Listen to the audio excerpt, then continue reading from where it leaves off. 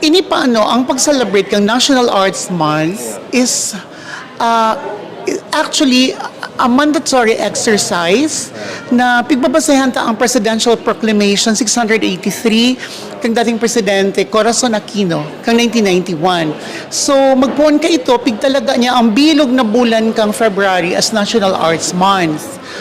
Through the years, nahiling kang Region 5, kang Bicol Region, nakipuan, magkaigwaman kita kisadiritang Arts Festival.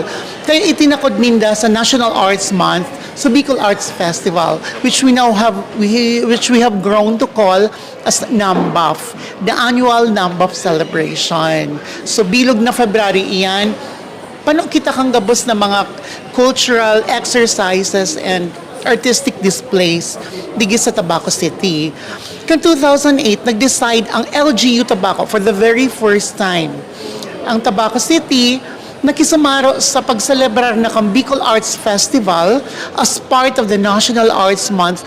Sanaga pa ito with then Mayor Jessie Robredo. That was 2008.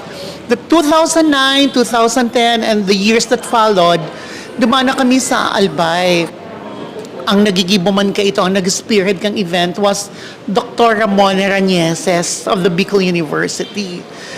Pero kang si Mayor nagbalik kiraray digi sa Tuyap, kita na sa Tabaco ang nag-showcase kang mga artistic output kang sa tuyang mga artists, homegrown talent, not only of Tabaco City, I think, but I think of the whole first district of Albay.